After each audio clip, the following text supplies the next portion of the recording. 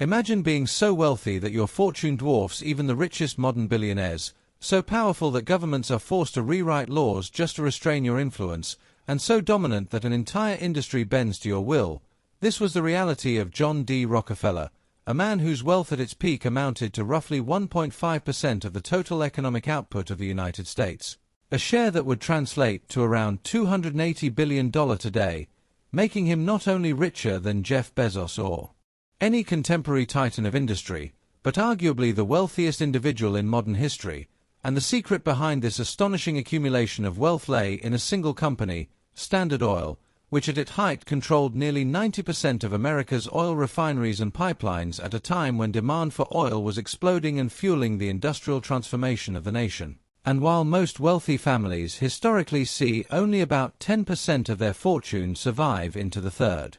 generation, the Rockefeller family has defied these odds, remaining among the richest and most influential dynasties in the world, a testament to both the scale of the original fortune and the systems built to preserve it. Yet while much of this wealth was amassed legally, legality does not always equate to ethical conduct, and this is the complex, often unsettling story of John D. Rockefeller, the man who defined an era of American capitalism long before technology and finance giants came to dominate the global economy. Born in 1839 in Richford, New York, Rockefeller's beginnings were unremarkable, and nothing about his early life suggested he would become one of the most influential figures in American history, particularly given the questionable character of his father, William Avery Rockefeller, a man who lived a double life as a charming presence on the surface and a deeply dubious figure beneath it, working as a con artist and later as a so-called quack doctor who sold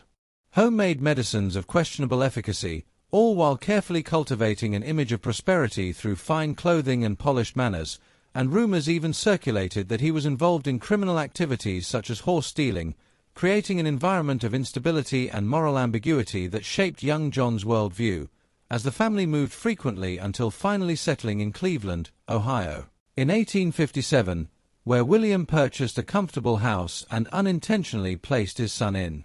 a city poised to become a critical hub of industrial growth, offering opportunities that would have been impossible in the already crowded and competitive markets of the East Coast.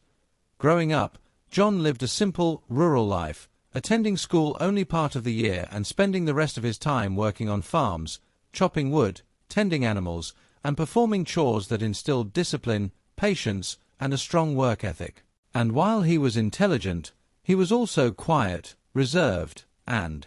largely overlooked, blending into the background as just another ordinary country boy, a trait that would later serve him well, as his unassuming demeanor masked an intensely focused and calculating mind. His first job did little to distinguish him from his peers, as he dropped out of high school to work as an assistant bookkeeper for a mere 50 cents a day, yet even then he demonstrated an unusual level of financial discipline, saving nearly every penny he earned and meticulously tracking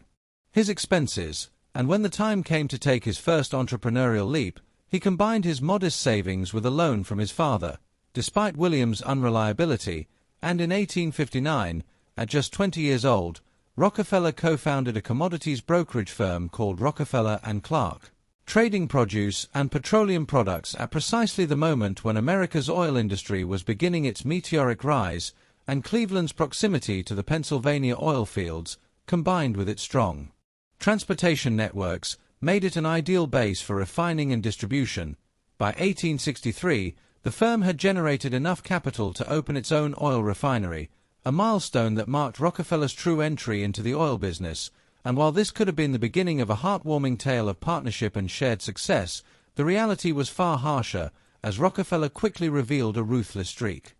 buying out his partner just 2 years after the firm's founding and establishing a new partnership with chemist Samuel Andrews, whose technical expertise complemented Rockefeller's financial acumen. And seeking even greater capital, Rockefeller approached millionaire investor Stephen Harkis, who agreed to invest $100,000 on the condition that his relative, Henry Flagler, be taken on as a partner, a decision that would prove pivotal, as Flagler's organizational brilliance and strategic creativity perfectly balanced Rockefeller's obsessive cost control and long-term vision, forming a partnership that laid the groundwork for one of the most formidable business empires the world had ever seen. By 1870, Rockefeller had already secured a place among Ohio's elite, but ambition drove him further still, and at just 31 years old, he incorporated Standard Oil, the company that would make him unimaginably wealthy and fundamentally reshape the modern oil industry. And unlike many of his contemporaries who chased risky drilling ventures, Rockefeller focused on refining, a segment with more stable costs and predictable margins, and he became fanatically obsessed with efficiency, waste reduction, and cost minimization, reinvesting heavily in research and development, recruiting top scientific minds, consolidating labor in-house, and relentlessly expanding into new markets, even finding value where others saw none, such as acquiring oil fields in Ohio that produced sour oil, considered useless due to impurities, which his research teams eventually learned to refine profitably, turning waste into wealth and establishing a pattern that would define his rise. Yet efficiency alone did not explain Standard Oil's dominance, as Rockefeller also perfected the art of the monopoly, aggressively acquiring, bankrupting, or shutting down competitors, and in just 3 months of 1872, he eliminated 22 of his 26 Cleveland rivals, often offering what he claimed were fair prices but in reality forcing sales through predatory pricing and underhanded tactics, leveraging Standard Oil's immense scale to negotiate exclusive railroad rebates that slashed transportation costs and left competitors unable to survive, and while his backing of the Southern Improvement Company, a scheme designed to fix transportation prices, sparked massive public outrage and was ultimately shut down. It demonstrated the extent of his influence and his willingness to manipulate systems to his advantage, though it also taught him that even the most powerful tycoon could not always overcome unified public opposition. By the late 1880s, Standard Oil controlled roughly 90% of America's oil refining capacity, and Rockefeller was widely despised, caricatured as an octopus with tentacles wrapped around not only oil but also steel, shipping, politics, and government. Yet his dominance was undeniable, even as mounting public scrutiny, investigative journalism, and political pressure culminated in the passage of antitrust laws and the outlawing of railroad rebates, and in 1911, the Supreme Court ruled that Standard Oil had violated the Sherman Antitrust Act, ordering its breakup into 34 independent companies, a decision that forced Rockefeller to step back from daily operations at 56, though he remained a symbolic figurehead, and ironically, this dismantling of his empire proved financially beneficial as the individual companies' stock soared, increasing his personal wealth, while also relieving the immense stress that had taken a visible toll on his health, leaving him frail, pale, and hairless, a transformation famously noted by journalist Ida Tarbell, who portrayed him as a physical embodiment of the moral costs of his empire. Yet this period marked a profound shift in Rockefeller's life as he increasingly turned his attention to philanthropy, culminating in the establishment of the Rockefeller Foundation in 1913, which became the cornerstone of his legacy and reflected a strategic, institution-focused approach to charity aimed at addressing root causes rather than symptoms, with major investments in public health, education, and scientific research, including the founding of the University of Chicago and the Rockefeller Institute for Medical Research, contributions that revolutionized medical training in the United States, supported vaccine development for diseases such as meningitis and yellow fever, and even led to the creation of China's first modern medical school, while his commitment to public health extended globally through campaigns against hookworm, malaria, typhus, and yellow fever, and his foundation played a crucial role in the Green Revolution, dramatically increasing agricultural productivity in the developing world and being credited with saving up to 1 billion lives, distributing so much foreign aid that it at times exceeded that of the U.S. government itself, and by the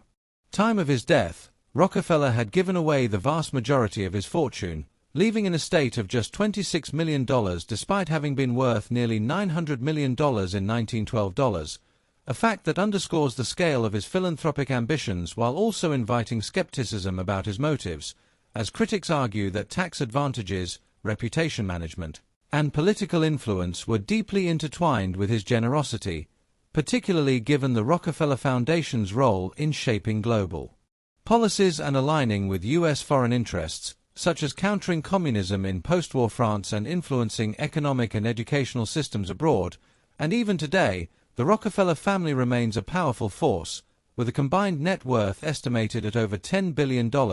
producing generations of millionaires and billionaires, including David Rockefeller, who lived to 101 and was considered the world's oldest billionaire at the time of his death in 2017, while many of today's major oil companies, including Exxon, Chevron, and others, trace their roots back to Standard Oil, even though the family officially divested from fossil fuels in 2016, citing ethical concerns, and the durability of their wealth can be attributed to sophisticated strategies such as pioneering the modern family office, utilizing irrevocable trusts, and employing complex wealth transfer mechanisms like tax-exempt life insurance waterfall structures designed to preserve assets across generations.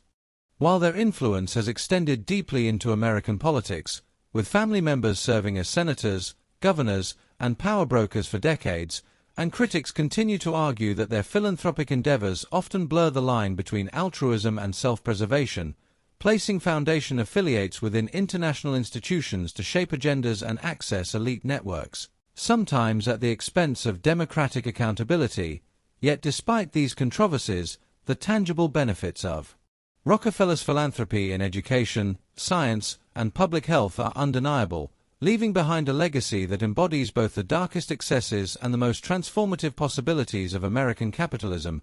a reminder that John D. Rockefeller was neither purely villain nor hero, but a complex architect of wealth and power who mastered the system, reshaped it when necessary, and left a mark on the world that continues to be felt more than a century later.